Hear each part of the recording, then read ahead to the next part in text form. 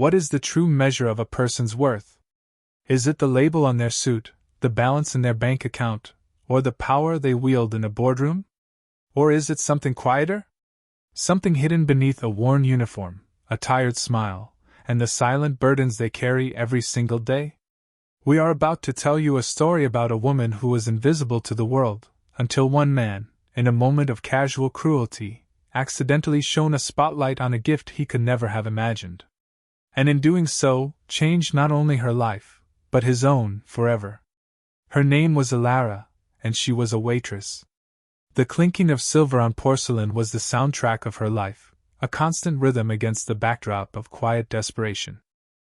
She moved through the opulent dining room of the Gilded Cage like a ghost, her presence acknowledged only when a glass needed refilling or a plate needed clearing. Her uniform, though immaculately clean, was frayed at the cuffs, a small testament to the endless shifts she worked to keep the wolves of debt from the door of her tiny, dim apartment. The debt was a legacy from her father, a brilliant but impractical man, a professor of Germanic languages who had left her with a love for words and a mountain of medical bills. Tonight the restaurant was buzzing with the low hum of power. At the central table sat Damien Sterling, a man whose name was a headline, a legend in the financial world known as the Ice King. His face, all sharp angles and glacial blue eyes, was a mask of cold indifference. He was surrounded by sycophants, men in tailored suits who laughed too loudly at his non-existent jokes. Damien wasn't listening. His mind was miles away, wrestling with a multi-billion-dollar merger that threatened to tarnish his family's legacy. A German conglomerate, old, proud, and notoriously difficult.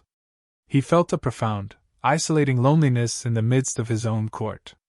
As Elara approached to refill their water glasses, one of the men, eager to impress Damien, gestured expansively, his hand knocking over a carafe. Ice-cold water cascaded directly onto Damien Sterling's $1,000 trousers. A sudden, sharp silence fell over the table. Elara froze, her heart hammering against her ribs. Apologies tumbled from her lips, soft and sincere. Damien didn't even look at her. He waved a dismissive hand, his gaze fixed on the middle distance. Then, turning to the man beside him, he spoke in low, cutting German, the language a private shield for his contempt. Schau dir dieses ungeschickt Mädchen an, he muttered, his voice laced with aristocratic disdain. Look at this clumsy girl. Sie kann wahrscheinlich nicht einmal das Wechselgeld zahlen, geschweige denn einen Krug Wasser tragen. She probably can't even count the change, let alone carry a pitcher of water. The men at the table chuckled, a low rumble of shared arrogance. They were safe inside their bubble of wealth and language, insulated from the feelings of the hired help. Elara's hands, which had been trembling as she gathered a napkin to blot the spill, suddenly became still. Her posture, once apologetic and stooped, straightened. She lifted her head, and for the first time, her eyes met Damien Sterling's. They were clear, intelligent, and held not a flicker of fear. In calm, flawless, and beautifully enunciated High German, she replied. Her voice was not loud, but it cut through the murmuring of the restaurant like a crystal bell. Verziehen Sie mein Herr, she began, her tone polite but firm. Forgive me, sir. Manchmal sind die Wordvosten dinge nicht die man in den Handen halt, sondern die man im Herzen und im Verstand tragt. Sometimes, the most valuable things are not those one holds in their hands, but those one carries in the heart and mind. She paused, letting the words settle in the stunned silence. Und was das Zahlen angeht, she added, a ghost of a smile touching her lips. Ich versuche Ihnen, mein Fähigkeiten gehen weit über das Wechselgeld hinaus. And as for counting, I assure you, my abilities extend far beyond loose change. The chuckles at the table died instantly, replaced by wide-eyed disbelief. The men looked from the waitress to their boss, their faces a mixture of shock and horror. Damien Sterling's mask of indifference finally cracked. His glacial blue eyes widened, first in astonishment, then in a dawning, intense curiosity. He wasn't just looking at a waitress anymore. He was seeing someone else entirely. He saw not a clumsy girl, but a woman of profound, hidden depth. A woman who had just returned his volley not with anger, but with a proverb, with grace, with an intellect that shone brighter than all the chandeliers in the room. He had intended to insult and dismiss her, to use a foreign tongue as a weapon of exclusion. Instead, she had met him on his own ground and disarmed him completely. The silence stretched, thick and heavy. Elara, her point made, simply gave a slight, respectful nod, picked up the spilled carafe, and walked away, her back straight, her dignity intact. Damien Sterling watched her go, the German merger momentarily forgotten. A new, far more interesting challenge had just presented itself. He had thrown a stone into what he thought was a shallow pond and had just discovered it was, in fact, an ocean. The rest of the dinner was a blur for Damien. The fawning of his executives, the exquisite food, the vintage wine, it all faded into background noise. His mind was replaying the scene over and over. The quiet poise of the waitress. The clarity of her German. The philosophical weight of her response. It wasn't just the language, it was the culture embedded within it. She hadn't just translated words, she had understood intent, context, and irony. He, a man who built his empire on seeing value where others saw none, had been completely blind. He had judged a book by its worn, water-stained cover and found it contained poetry. As soon as the meal concluded, he brushed off his associates with a curt nod and made his way to the restaurant manager. The manager, a portly man sweating in his tuxedo, was terrified, certain he was about to be excoriated over the water incident. Instead, Damien's question stunned him. "The waitress," Damien said, his voice low and urgent. "The one who served my table." "Her name," the manager fumbled with his records. "Elara Vance, sir. A very good employee. Hard-working. I am so sorry about what happened." Damien cut him off with an impatient wave. "I need to speak with her." Now, Elara was in the staff break room, a cramped, windowless closet that smelled of bleach and old coffee. She was changing out of her uniform, her mind already on the long bus ride home and the stack of bills on her kitchen table. She had replayed the encounter in her head, a knot of anxiety tightening in her stomach. She had stood up for herself, yes, but at what cost? Had she just gotten herself fired from the one job that kept her afloat? A knock on the door made her jump. The manager peered in, his face pale. "Elara, Mr. Sterling wants to see you." Her heart sank. This was it. She smoothed down her simple blouse, took a deep breath, and walked back into the now empty dining room. Damien Sterling stood by the window, a dark silhouette against the glittering cityscape. He turned as she approached, his expression unreadable. "Miss Vance," he said. The use of her surname was formal, respectful. "Your German is impeccable." Elara simply nodded. "My father was a professor. He believed language was the key to understanding humanity. He was a wise man," Damien said, his eyes searching her face. "I have a proposition for you. It is unconventional." He paused, choosing his words carefully. "I am in the middle of a very delicate negotiation with a German firm. The deal is worth billions. It is vital to my company's future. The man I am dealing with, Klaus Schmidt, is a traditionalist. He values authenticity above all else. My translators are competent, but they are sterile. They translate words, not meaning. You," he said, taking a step closer, "you understand meaning." Elara stared at him, bewildered. "Sir, I'm a waitress. You are more than that," he countered, his voice intense. "I heard it in your response. You have a gift. I want to hire you. Not as a waitress. As a consultant. A linguistic and cultural advisor for this negotiation." He named a sum that made her breath catch in her throat. It was more money than she had seen in her entire life. Enough to clear her father's debt in a single stroke. Enough to finally breathe. Doubt warred with a desperate, burgeoning hope. "Why me? You could hire the best experts in the world. I have," Damien said flatly. "And they have all failed to build a bridge to Schmidt. They speak his language, but they don't understand his soul. He quotes Goethe in business meetings. He values craftsmanship and legacy. He sees right through corporate jargon. I'm not looking for an expert. I'm looking for an artist. I think you are that artist. He saw the hesitation in her eyes, the fear of a world she couldn't possibly belong in. I realize this is sudden, he said, his tone softening slightly. But my instincts have built an empire, Miss Vance. And my instincts are telling me that you are the key to this. I am offering you a chance to use your father's legacy, that gift he gave you, for something more than just winning an argument in a restaurant. The choice was terrifying. To stay in the shadows, where it was safe but suffocating, or to step into the blinding light of his world, a world of unimaginable stakes and pressures. She thought of the flickering bulb in her apartment, the constant worry that lined her face in the mirror. She thought of her father, and the passion he had for the words that now felt like her only inheritance. She lifted her chin, her voice quiet but steady. When do I start? A rare, almost imperceptible smile touched Damien Sterling's lips. Tomorrow morning. 7 a.m. My car will be waiting. The next morning, a sleek black town car, silent as a panther, was parked outside her crumbling apartment building. As Elara stepped out, clutching her worn coat, she felt the curious stares of her neighbors.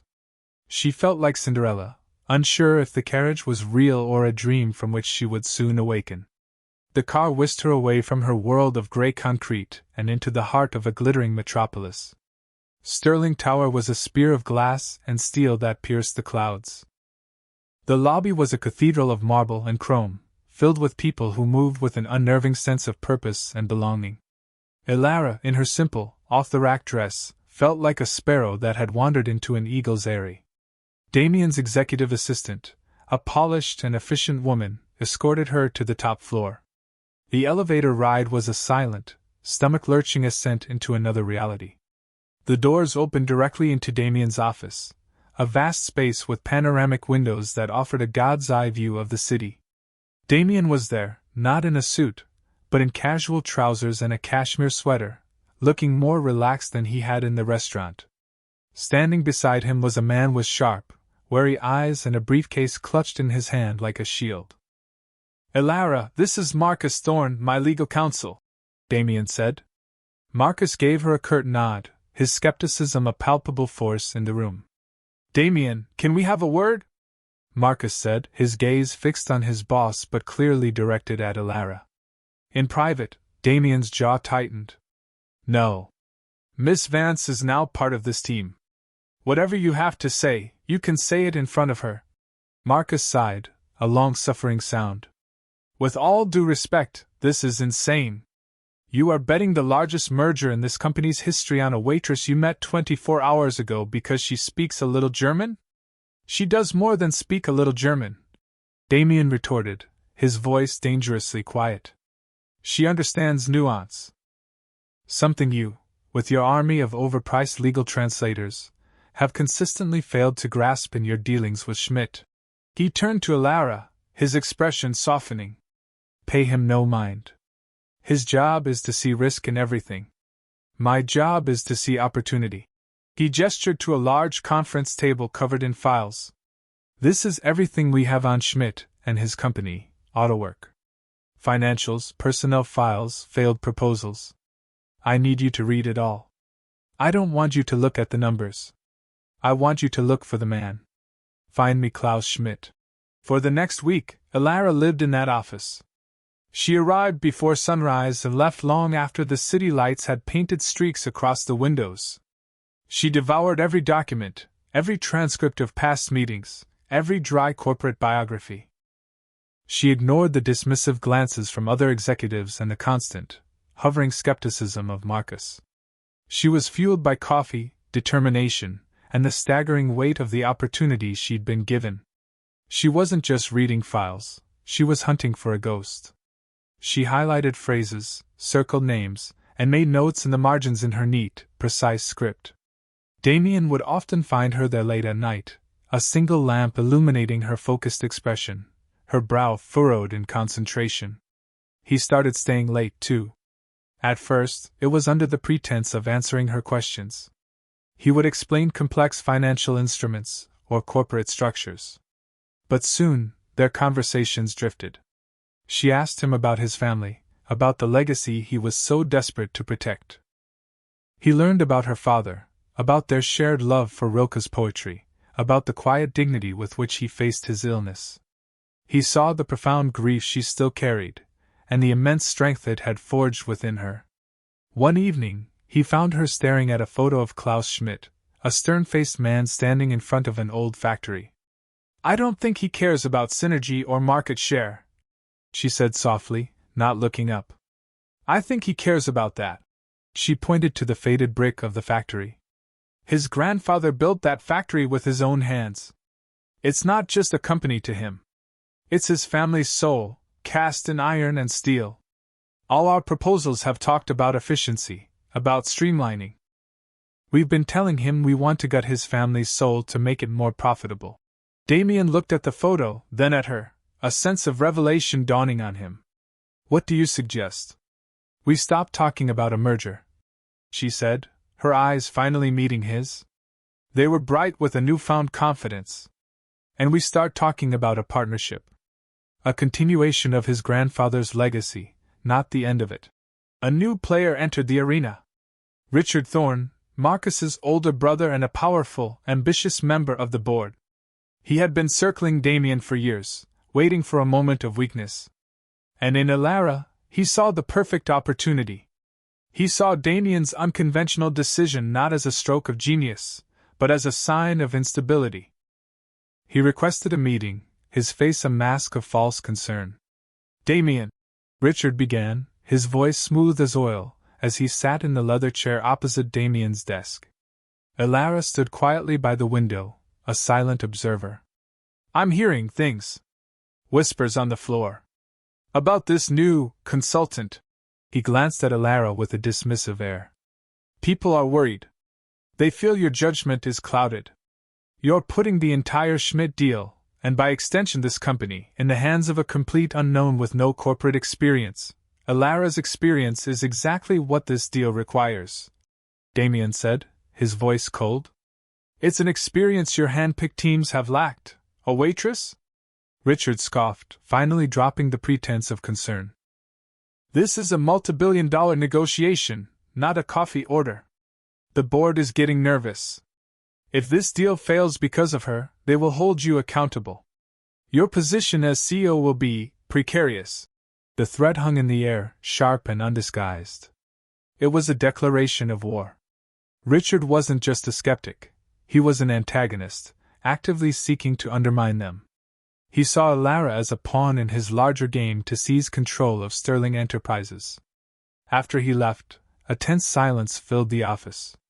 Elara looked at Damien, her heart aching for the pressure he was under because of her. "He's right," she said quietly. "You're risking everything on me." Damien walked over to her, his gaze unwavering. "I'm not risking anything. I'm making an investment. I invested in stocks, in companies, in futures. For the first time, I feel like I'm investing in a person. I trust you, Elara. More than I trust anyone on that board." His sincerity was a powerful balm to her anxiety. It was also something more. In that moment, the line between boss and employee, between billionaire and waitress, blurred into a connection that was deeper, more personal. They were two lonely people from different worlds, united by a shared purpose and a growing, unspoken affection. They decided the final pitch had to be made in person, in Germany. Richard Thorne, citing his board responsibilities and his concern for the deal, insisted on joining the delegation. His presence was a constant, unnerving shadow.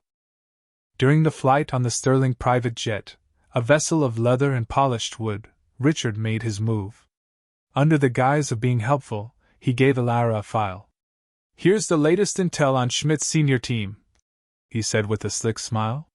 "Some background on who you'll be facing. Might give you an edge." Elara, grateful for any advantage, thanked him and spent the rest of the flight studying the profiles. She didn't notice the small, triumphant smirk on Richard's face as she did. She didn't know that the file was deliberately filled with misleading information, subtly altered job titles, incorrect family details, and fabricated personality traits designed to make her look unprepared and foolish.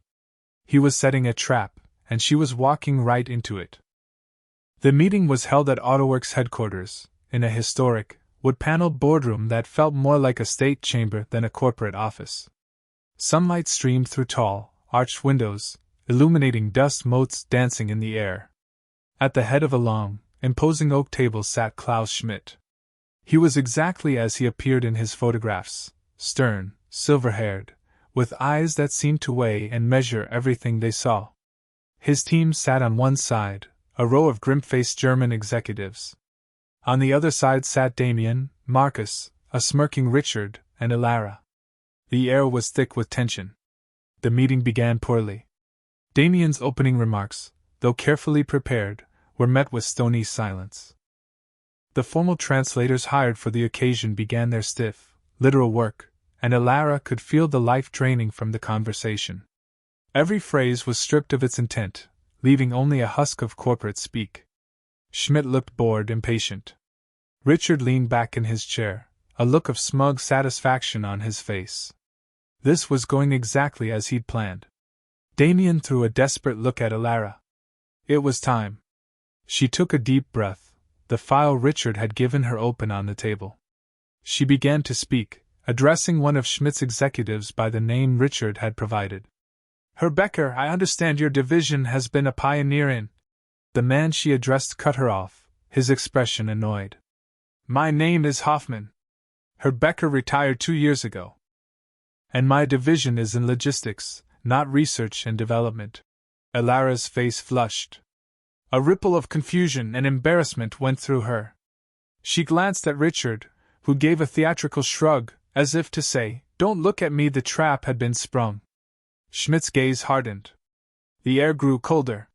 He saw this as a sign of profound disrespect, of shoddy preparation.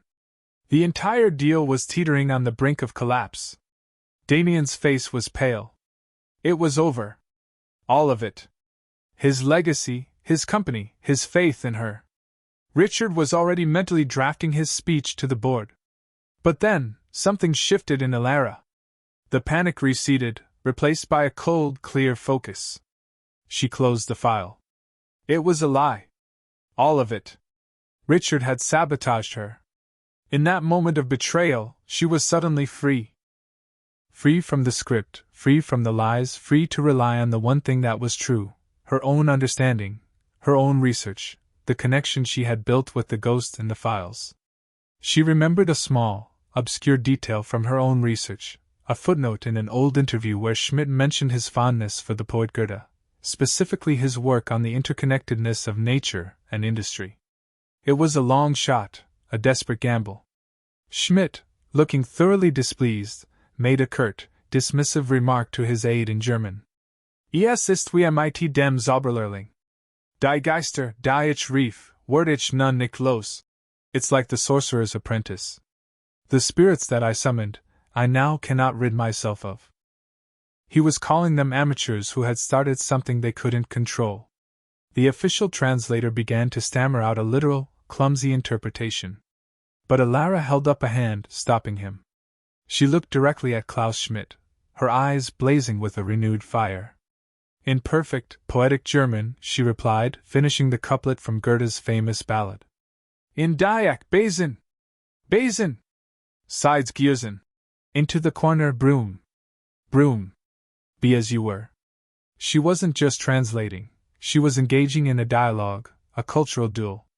But perhaps, Herr Schmidt, she continued, her voice resonating in the stunned silence, the spirits do not need to be dismissed. Perhaps they simply need a new master, a partner who understands their power and respects their origins. The entire room was frozen. Richard Thorne's smirk had vanished, replaced by a slack-jawed expression of pure shock. Damien stared at Ilara, his heart pounding not with fear, but with a soaring, overwhelming sense of awe. Klaus Schmidt leaned forward, his stern mask crumbling away to reveal the first flicker of genuine interest. For the first time all day he smiled. A real, warm smile. So, he said, switching to English but keeping his eyes fixed on Ilara, You read poetry, Fräulein Vance, I believe, Herr Schmidt, that building a company like yours is a form of poetry, she replied smoothly. It requires vision, passion, and a deep respect for every word, every line, every brick laid by those who came before. She pushed the deceitful file aside. For the next hour, she didn't talk about synergy or stock prices. She talked about his grandfather. She talked about the craftsmanship of the first engine autowork ever produced. She talked about the shared values of legacy, of building something that lasts. She wasn't a translator anymore. She was a storyteller, weaving a narrative that connected Damien's vision for the future with Schmidt's reverence for the past. She wasn't just speaking his language, she was speaking his heart. When she finished, the room was silent, but it was a different kind of silence. It was a silence of understanding, of mutual respect. Klaus Schmidt stood up, walked around the table, and extended his hand. Not to Damien, but to Elara. Fräulein Vance, he said, his voice thick with emotion. You have not just earned a deal. You have earned my respect. He then turned to Damien, his smile now broad and genuine. Mr. Sterling, any man with the wisdom to see the value in a woman like this is a man I can do business with. We have a partnership. The flight back was a study in contrasts. Richard Thorne sat alone, stewing in a toxic silence, his plot having backfired spectacularly. Marcus Thorne kept looking at Elara, shaking his head with a grin of bewildered admiration. I was wrong, he admitted to Damien. Completely, utterly wrong. She's not a risk. She's a miracle. Damien, however, barely heard him. His attention was entirely on Elara, who was gazing out the window at the clouds below, a soft, relieved smile on her face. He saw not the consultant who had saved his company, but the woman who had reminded him what it felt like to believe in something beyond a balance sheet. He saw the strength that had been forged in hardship, the grace that had been her shield, and the brilliant mind that had been her hidden sword. The first thing Damien did upon landing in New York was call an emergency board meeting. He didn't raise his voice. He didn't need to. He simply laid out the facts, the successful partnership with Autowork, and the documented evidence of Richard Thorne's attempt at corporate sabotage. He presented the falsified file Richard had given Elara. Marcus, though it pained him to act against his own brother, corroborated the timeline and the intent. Richard was stripped of his board seat and unceremoniously fired, his career in ruins, a casualty of his own arrogance. He had tried to extinguish Elara's light, and had only succeeded in getting burned. That evening, the city lights seemed to shine a little brighter from the windows of Damien's penthouse. He had asked Elara to stay, not for a debrief, but for a celebration. There was no champagne, no crowd of admirers. It was just the two of them, standing by the vast window, the city sprawling beneath them like a carpet of diamonds. I can never thank you enough for what you did, Damien said, his voice softer than she had ever heard it. You didn't just save my company, Elara. I think, in a way, you saved me. You're the one who gave me the chance, she replied, her gaze reflecting the city lights. You saw something in me when I was invisible to everyone, including myself. He turned to face her, the space between them charged with an unspoken emotion that had been building for weeks. I was wrong, that day in the restaurant, he said, his glacial blue eyes now warm and sincere. I said valuable things are what one carries in the heart and mind. I was only half right. He reached out, his hand gently touching her cheek. Her skin was warm. Real. The most valuable things, he whispered, are the connections we build between them. She leaned into his touch, a silent acceptance, a closing of the circle that had begun with a cruel word and was ending with a tender one. The chasm between the billionaire and the waitress had vanished, bridged by respect, admiration, and something that felt undeniably like love. He didn't have to say anything else. His eyes said it all. In that moment, he was no longer the Ice King, and she was no longer the struggling waitress. They were just Damien and Elara, two people who had found in each other a value that could never be quantified on a stock ticker or counted in loose change. So we asked you again, what is the true measure of a person's worth? It's a question Ilara Vance no longer had to ask herself. She had found her answer. Not in the sum she was paid, but in the respect she had earned. Not in the title she was given, but in the person she had become. Her story is a reminder that talent can be found in the most unexpected places, that dignity is a shield no insult can pierce, and that sometimes, all it takes is one person to truly see you, for your entire world to change. What hidden talents do you carry? Has anyone ever underestimated you, only to be surprised? Share your story in the comments below. Because everyone has a gift, and every voice deserves to be heard.